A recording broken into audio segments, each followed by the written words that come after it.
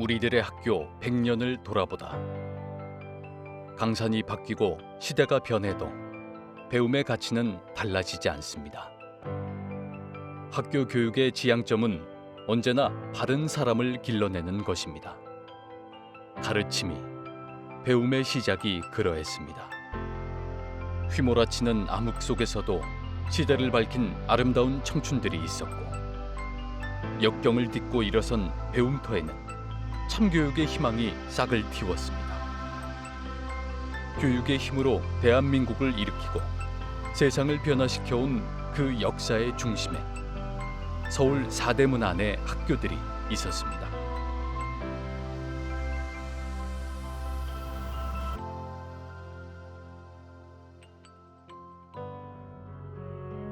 (19세기) 말 한성에는 신학문과 신기술을 가르치는 근대식 학교들이 문을 열었습니다. 개항 이후 주로 어학을 가르쳤던 동문학과 유경공원 등이 설치되었고, 몇 년 사이 4대문 안에도 여러 교육기관들이 설립되었습니다. 특히 선교 활동을 위하여 조선을 찾았던 외국인 선교사들에 의해 정동을 중심으로 언더우드 학당, 배제 학당, 이화 학당, 정동 여학당 등 4대문 안 주요 학교들의 모체가 된 작은 공부방들이 속속 들어섰습니다. 1894년 최초 초등교육기관인 관립교동소학교가 문을 열었고, 이후 소학교령에 따라 관립소학교, 정동, 계동, 장동, 양사동 소학교가 개교하여 지금까지 100년이 넘는 동안 4대문 안을 지켜오고 있습니다. 1900년 중학교령에 의해 설립된 최초 중등교육기관인 4년제 관립중학교가 현재 경기고등학교입니다. 일제치하의 암울함 속에서도 신식 학문을 배워야 한다는 열망은 높아졌습니다. 아이를 학교에 보내려고 아예 도시로 터를 옮기는 사람들도 생겼습니다. 이 같은 향학열을 반영하듯 경성의 학교들은 점점 늘어나 1932년에는 122곳에 달했습니다. 그러나 여전히 사람들은 4대문 안의 학교가 경성의 학교라고 여겼습니다. 이는 1936년 경성의 행정구역이 기존의 4배 정도로 커진 상황 속에서도 마찬가지였습니다. 문 안이 진짜 경성이라고 생각했기 때문입니다. 4대문 안의 학교들로 들어가려는 시도는 치열했습니다. 배우고자 한다면 4대문 안 학교들로 라는 의미는 배우고자 한다면 경성으로 라는 말로 대신할 수 있는 것이었습니다. 한편 4대문 밖에도 학교들이 다수 세워져 경성 사람들의 교육을 함께 담당하였습니다.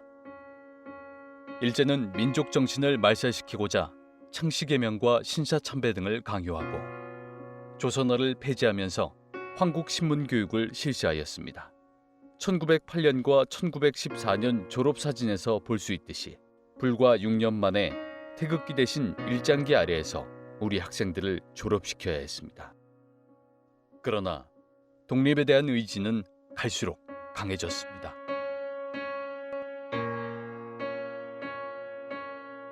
해방의 기쁨도 잠시, 몇 년이 채 지나지 않아 6.25 전쟁이 발발했습니다.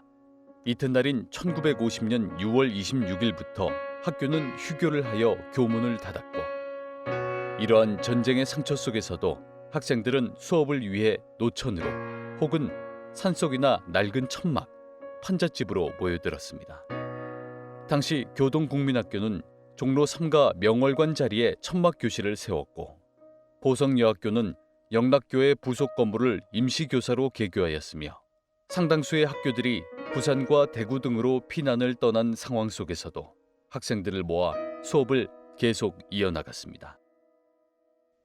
피난 시절 노천에서 수업이 이루어지는 관계로 맑은 날에는 수업이 진행되었지만 비가 오는 날에는 수업을 진행할 수가 없었음을 당시 교무일지를 통해 우리는 알 수가 있습니다.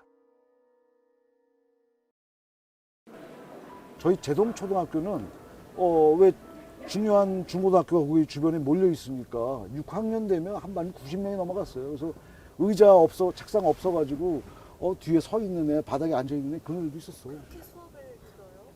아니 애들이 그걸로 다 전화가 오는 거야. 좋은 중학교 배정 받으려고. 그 미어 터지는 거죠. 남학생 여학생 다.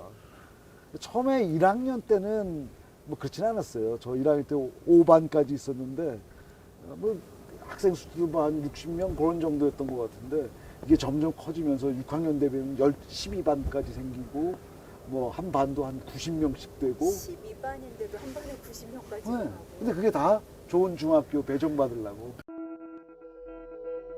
과열된 중학교 입시 경쟁으로 과외 및 대도시 위장 전입학 등이 교육적, 사회적 문제로 등장하였고 결국 1964년 12월에 치러진 중학교 입학 시험에서 한 시험 문제가 큰 논란이 되면서 대한민국을 발칵 뒤집은 일명 무주파동 사건이 발생하게 되었습니다.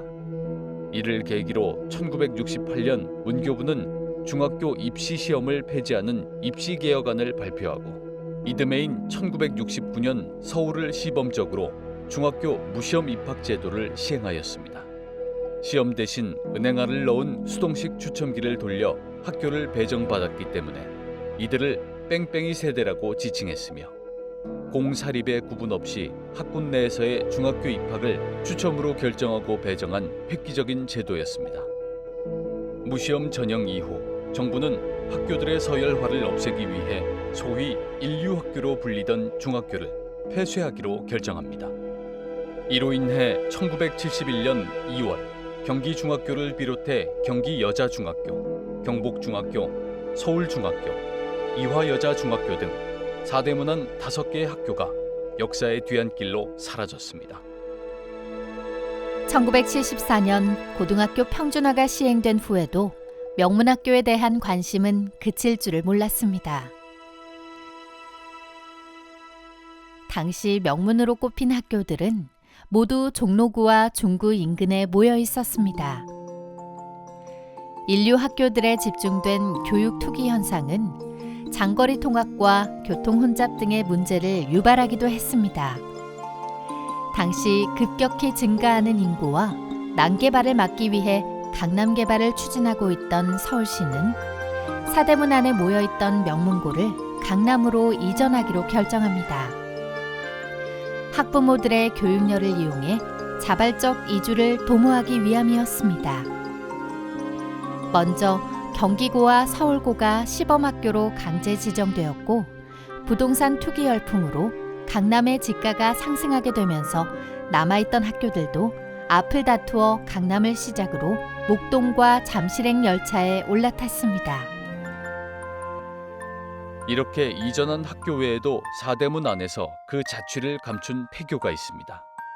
덕혜옹주가 다녔던 일신국민학교, 현재 종로구청 자리에 있었던 수성국민학교, 방산종합시장 자리에 있었던 방산국민학교, 숙명여자대학교에 위치했던 효창국민학교, 창덕여자중학교에 있었던 서대문국민학교, 옛 삼행사 건물로 쓰였던 종로국민학교, 지금 덕수중학교 자리에 있었던 영희국민학교, 대한상공회의소 본관에 위치했던 남대문국민학교 등 여러 학교는 70년대 도심지가 개발되고 학생 인구 유입이 줄면서 자연스럽게 사라졌습니다.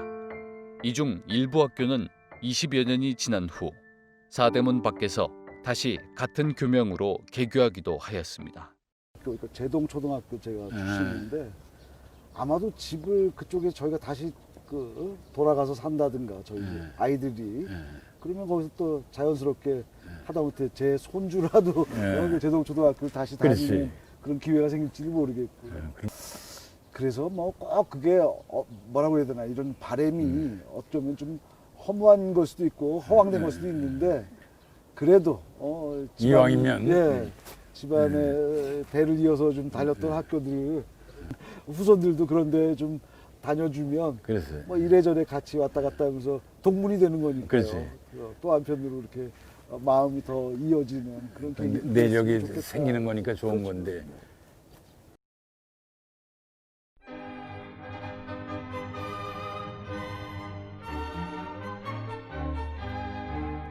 우리 아이들이 날선 경쟁, 입시와 점수, 학벌로 내몰리는 시대. 사대문안 학교들의 지난 100년의 역사를 돌아보며 우리들의 배움터, 그 잊혀져가는 역할과 가치를 재발견하고 나아가 사람과 사람을 잇고 더불어 사는 삶의 의미를 되새기는 새로운 공존의 시작, 아름다운 사색의 자리가 되길 희망합니다. 친구여, 손뼉치며 가슴 뜨겁게